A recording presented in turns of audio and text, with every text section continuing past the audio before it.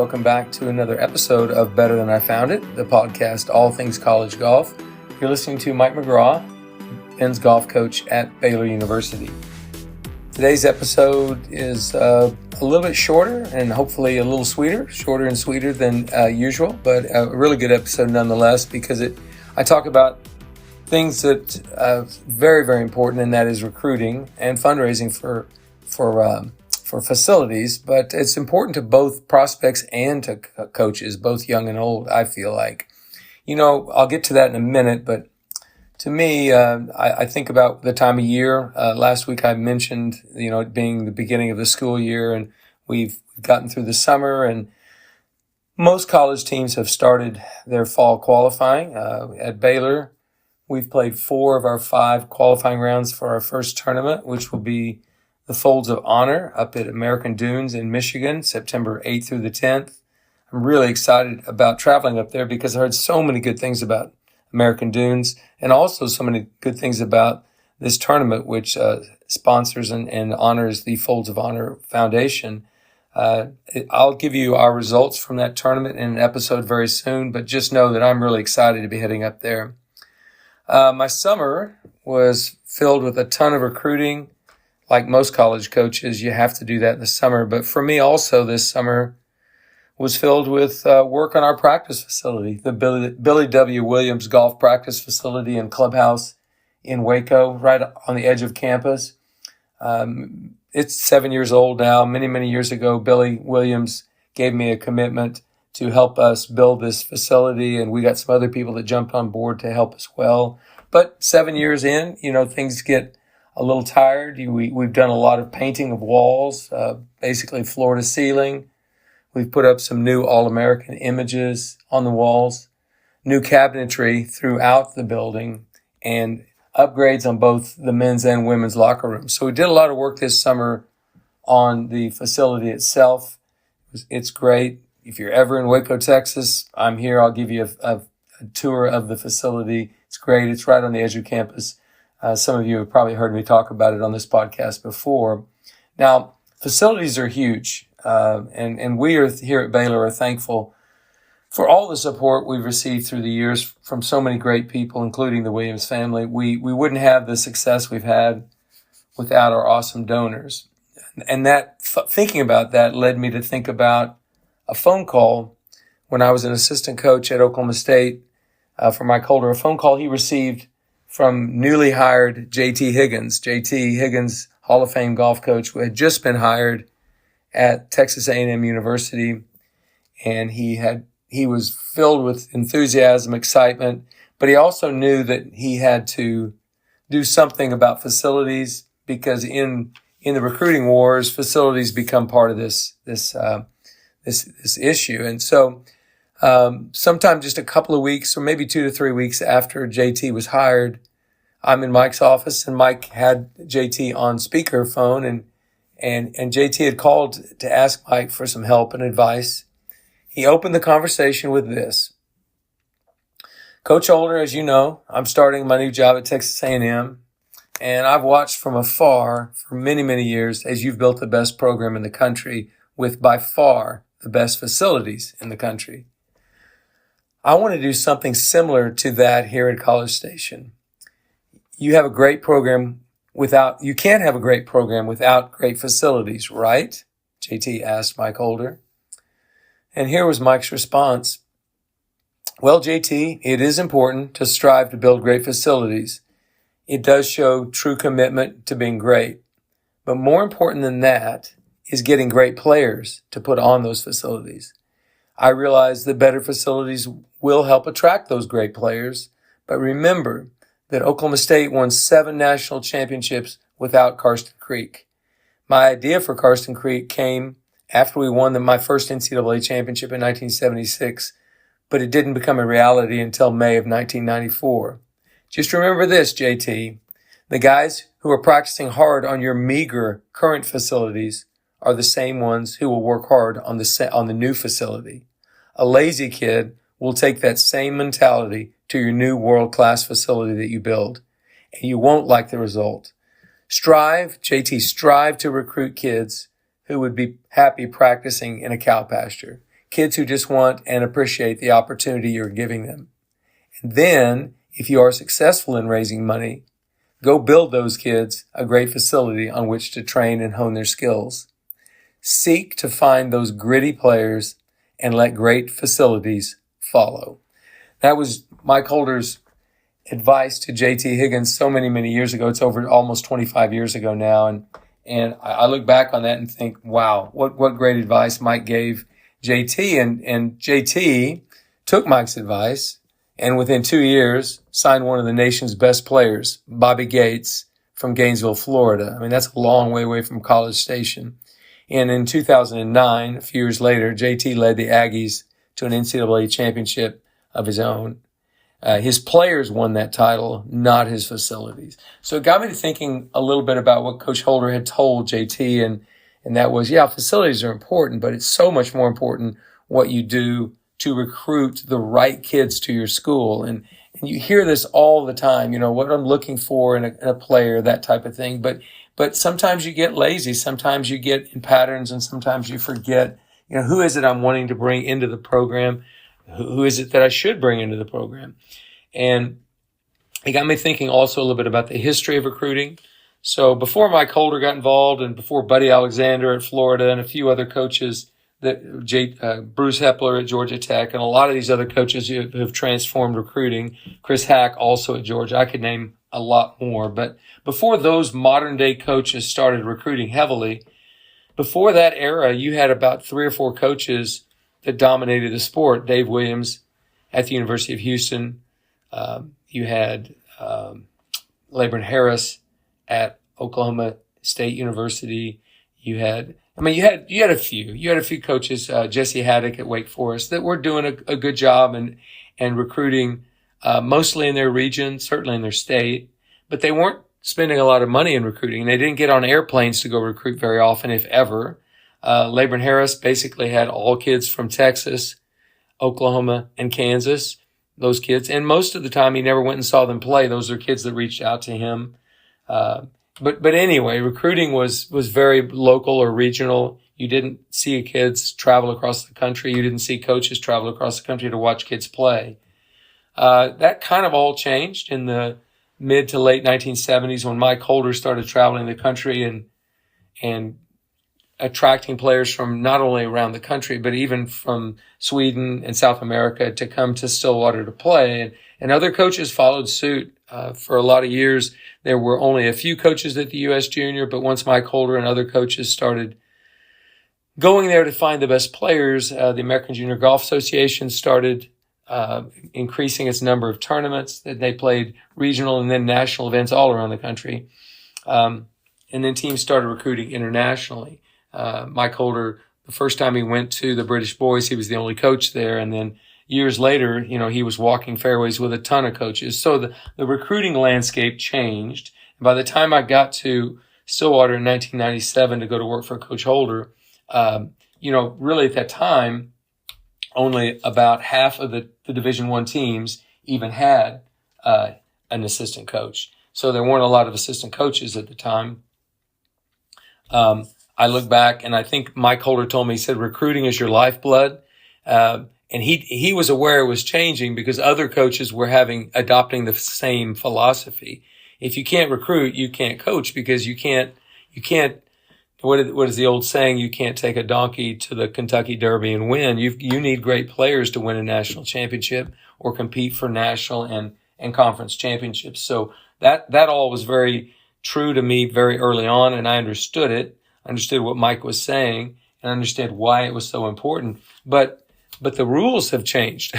Not only have the actual NCAA rules changed, but the number of coaches have changed. The number of teams that are competing is vastly larger than it was then. Now you could have 3 coaches on a coaching staff.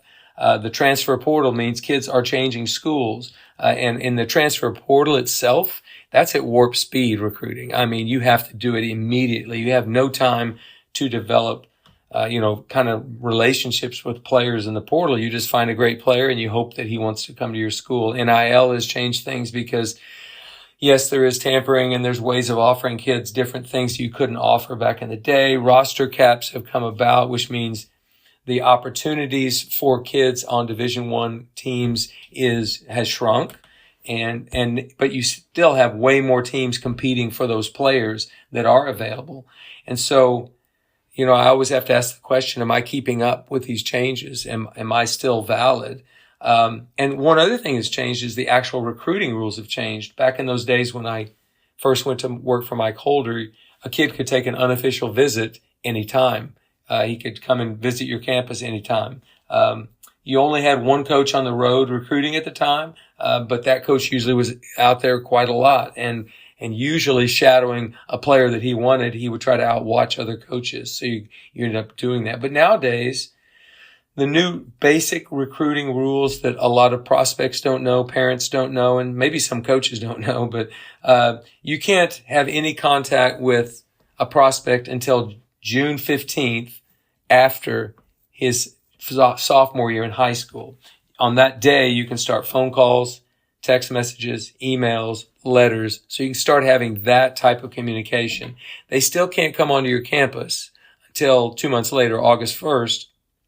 But at that time, prospects can take an unofficial visit where they pay their own way to campus, or an official visit where the school pays for that visit. Those unofficial visits are unlimited. Official visits are unlimited as far as the prospect is concerned. He can take as many as he wants, but he can only take one per institution. So they've kind of taken the time frame way later, where the coaches can actually have players on campus, and even when the coaches can actually communicate with them. So that timeline has changed. And because of this, it's very, very important for coaches to have done their homework before those prospects are able to get on campus, and the homework before we are able to communicate with them on June 15th. So everything's speeding up. Things have changed. It's not the same as it was. We now have three coaches on each team possibly. And all of them you can have two on the road now at a time. Kids, I mean, it's like changed a lot is what I'm saying. The rules have changed. The landscape has changed. And with that, have you changed? And I have to ask myself that question. Am I keeping up? Am I valid? Am I relevant? Am I adapting and adjusting to these changes that I've just mentioned? Are my methods still effective? It's really easy. And I've said this to young coaches all the time. Be careful that you are constantly evaluating what you're doing. Is it working? Is it effective? Has it changed with the modern times? Has it changed with the times of the way things have changed in recruiting? If I was recruiting the same way now as I was when I first got to Oklahoma State, probably wouldn't work very well. But having said all that, we didn't have the best year last year, and I hired a new assistant coach, Ryan Murphy, in January. Ryan had come from Texas. Ryan was known as a relentless recruiter on the women's side. He'd been the head coach at the University of Texas there for 10 years, had coached at Texas before on the men's side as an assistant, but I'd always recognized him as being a relentless recruiter. It's one of the reasons I hired him, because I knew he would help me do that. But one of the other things he did without telling me, in January, February, March, and April, he had been doing a SWOT analysis. SWOT is SWOT. It is an acronym which stands for strengths, weaknesses, opportunities, and threats. And he had done this exercise about the Baylor men's golf program without telling me. He was doing it as an exercise for him because he felt like he would be a head coach again one day, and he wanted to kind of do the exercise to kind of prepare himself. He thought, when I get to that new school someday, I'll do this very same thing. I'll do a SWOT analysis and try to figure out how to build the program the way I would want it, based upon strengths, weaknesses, opportunities, and threats. And strengths are something you're already doing this very good. Weaknesses is pretty obvious. It's something you don't do well or you're missing on. Opportunities is something you're not taking advantage of, but is low-hanging fruit, so you could get to that very easily. And threats is something that will end your team. It will end your organization. It will end you. Threats. So he did this SWOT analysis. And when we finished the conference championship, I had done one of my own, not knowing he had done his. And he handed me his after I handed him mine. And we kind of overlapped them. And it was Kind of shocking how similar they were. But his went a little deeper than mine did. And his was basically everything we're doing in the program must have a positive effect on recruiting. It has to touch recruiting somehow because, as Mike Holder had told me in 1997, Ryan understands very well today, recruiting is your lifeblood. If you can't recruit well, you're going to have a problem having a competitive program. So I appreciated very well the SWOT analysis that Ryan did for me, and it reminded me, I probably have let some things slip in recruiting, either the amount of time I'm spending out there, who I'm looking for in this recruiting. And it got me to thinking I've got to change my recruiting model just a little bit. I had inherited a program when I got here at 11 years ago at Baylor, and I had a model that I thought would work. I recruited mostly locally. I recruited in Texas, a lot of great junior players in Texas. My footprint did not get much outside the state of Texas. Only rarely did it do that. But there's so many great teams and great universities competing for those players that Ryan felt that we needed to change our model a little bit, just how we look at what would work at Baylor, what does work at Baylor, what would resonate with players who might or might not come to Baylor.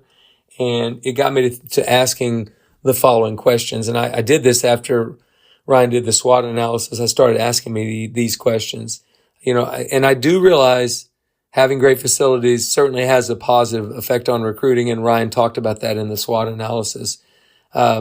But I always need to focus first on the type of player that I'm trying to bring to my school, Baylor. And every one of you coaches out there needs to think the same thing, because your formula, your recruiting model would not necessarily be the same as mine. It just might not be. And so I asked myself the following questions. These players I'm looking for, these players I'm evaluating, is this player self-motivated? Am I going to have to try to fire him up? Am I going to have to try to beg him to come to the golf course? Am I going to have to motivate him to be a better player, be a harder worker? Because if he's not, that's probably not the right player. Is he resilient? Can he handle all the adversity that will come, whether it's self-imposed, whether it's just the process of going through college, whether it's the things that I challenge him with, whatever it is? Is he resilient? Is he tough-minded? So is he sort of old school? I look at that being old school, tough-minded. Is he gritty? Does he even know what grit is? Would he thrive even with subpar facilities? If I didn't have these great facilities that our donors have made possible, do I think, based upon what I'm seeing, do I think he could thrive even if we didn't have these facilities? Is he grateful for the opportunity that I'm about to present him with? Would he be grateful? Would he be thankful? Would he not take it for granted? Would he ask for, accept, and receive and embrace accountability? Because if he doesn't want to do that, that's probably not my guy. I don't think I want somebody that doesn't want to be held accountable. I don't mind being held accountable as a coach. I guess I sort of proved that when Ryan handed me that SWOT analysis in April, the last week in April, because basically he and I have been on a basically 3.5 to 4 month coaches clinic where every day he and I are evaluating and talking about the things he mentioned in his SWOT analysis that I mentioned in my SWOT analysis, and all of them having some effect on recruiting. So I want a player who is accountable the same way I hope to be accountable. Is he a great player? I guess that's probably the first thing I should ask. If he's not a good enough player to help us, then he's probably not somebody I should recruit. Is he competitive? Is he competitive on the state level, the regional level? Has he been competitive on a national level? Do I think he could be competitive at this Division I level? Does he have a great value, and does he place a value on education, on getting an education? I'm very thankful for the effort that our players have put in over the last 11 years, and I'm proud of the fact that we've graduated every player that's gone 4 years. And 6 of our players have gotten a master's while I've been at Baylor, while they've been on the golf team. So does this player value an education similar to the way the players that I've recruited in the past? Is he athletic? Is his athleticism something I can tap into? I think it's really, really great when a kid is still playing another sport in high school. So when I see a kid in recruiting, that's a positive for me that he plays another sport. He doesn't have to quit all the other sports. Finally, does he have supportive parents? And I'm talking about parents that will support him in the low times and the high times, that won't be calling about playing time, that literally just want to know, Coach, how can I make my son better? How can I make his experience at your school better? So I've got to know that those parents would support my opportunity to challenge him to be better. So I kind of thought about all those questions as I was recruiting this summer. It goes back to the SWOT analysis Ryan did for me. It goes back to that advice that Mike Holder gave JT Higgins back in 2002. It's like, if recruiting truly is the lifeblood of your program, then you got to ask the right questions, and you got to know what you're looking for, and you got to know what your recruiting model is at your school. It's not an accident these players show up at your school. It should be calculated. You should be thinking about how to get the right players on campus. And when I lost Hunter Mahan, when I was an assistant coach, I thought we had Hunter Mahan way back in the day, and he decided to go to another school. And eventually he got to Stillwater to play for Mike Holder and myself. But I remember walking around in a funk for 3 days after we lost the Hunter's commitment. And Mike said, "What's wrong with you, McGraw? What is your problem?" And I said, "Well, Mike, we did everything right with Hunter. I thought we would get him, and we didn't get him." And he said, "Well, you're going to lose a lot more players going forward, Coach. So you better figure out some way where this doesn't devastate you like this." And so I did. I came up with a 3-pronged approach about how to handle the adversity of losing players that you think belong in your program. And one of those was you can't get all the players. You can't get everybody. Number 2 is you can't worry about the ones you don't get because they're helping some other team. And finally, you better coach the ones you do get. And that's basically recruiting. So when you're tempted to be devastated by the loss in a recruiting battle, just remember the right ones will show up on campus. Truly, they will. And then finally, there was some great advice from Wally Goodwin, the Hall of Fame coach from Stanford University, who won a national championship in 1994. Coach Tiger Woods, Casey Martin, Nota Begay, just so many great players. Wally used to ask himself 3 questions in recruiting. This was brilliant. I thought it was so simple and is just as valid today as it was then. He would ask himself, do I want this player to be around my players? The players I have currently that will be on the team when this player gets here, do I want him around those players? Number 2, do I think this player has a big heart? And that gets sort of the question I was asking earlier. Is he a great competitor? Is he gritty? Does he have a big heart? And finally, the third question, do I want to be around this player personally? Do I want to be around this player for 4 years? Is he my kind of guy? So all of those questions lead to the importance of evaluating a player in recruiting. And while it is absolutely your lifeblood to recruit that way and find out those answers, always remember this too. Another aspect of recruiting is great results. Great results are a form of recruiting. So don't forget to coach the very players that you do recruit, and do not slight them by just talking about the future team that you're going to have. You are coaching them currently. And if you have great results, that is a great form of recruiting. It may be the best form of recruiting. I know that when I was at Oklahoma State and we had some great nationally competitive teams, it seemed a lot easier to get in the mix or in the conversation with just about any player you wanted. So if your results are better, you will definitely recruit better, but you can't get great results without doing great recruiting. But I also want to speak not just the coaches out there, but just also prospects. Prospects, it's on you to ask some of the same questions that coaches ask you, or that coaches are asking themselves about who they want to get on their team. So I'll just give a few of those right now. If I was a prospect, I would ask the following questions. Does this university offer the education I'm looking for? I mean, is an education I could handle or couldn't handle? And it was an education that would give me the career that I would want one day. What kind of success has this team had in recent years? Am I coming into a program with a team that's not going to be very good, or are they going to be outstanding? What would I want to play for the coach for 4 years? Is he my kind of person? Does he have some of the same values that I hold true? What type of players or teammates is he surrounding me with? That's huge. Who would your roommate be? Who would your current teammates be?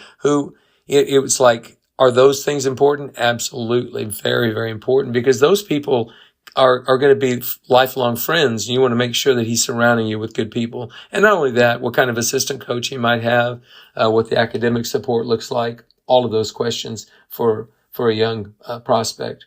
Would this coach inspire me to be better? Would he inspire me to achieve my dreams? Does this coach understand how important this is to me and all the sacrifices that I've made in the past? If he can't understand how important this is to you as the prospect, you probably don't want to go play for that coach. You want a transformational coach, not a transactional coach. Transformational coaches actually change kids into better forms of themselves. Transactional coaches are only looking for the result that player can bring them. So, and then finally, a prospect ought to ask the question, and this one's pretty important too, whereas the coach is asking, is he a great player? Is he good enough to play on my team? Will he be a positive effect on our results? The player has to also ask the question, can I compete for and maybe one day earn a spot in the lineup on that team? Would I have a chance to make the team as a freshman? And I think you have to ask that question, especially with roster cuts nowadays. Coaches have to ask that question because if his kid's not likely to be a top player on your team, you got to be careful adding him because you have a roster limit. And a player, you don't want to go and sit the bench for 2 or 3 years. You want to get someplace where you have the potential to play. So I spent the summer recruiting. I spent the summer working on facilities. Both of those kind of work hand in hand. And I hope that this has been valuable for young coaches, maybe veteran coaches, but also prospects alike. Recruiting is the lifeblood. You need to do a great job, coaches, and players, prospects. You need to do a great job of doing your homework so that you get in the right spot. Well, I want to wish everybody the best of luck as we enter a new school year. Thank you again for listening to Better Than I Found It. It's been a fun project for me, and I'm going to continue it as long as I can do it. Thanks, and have a great year.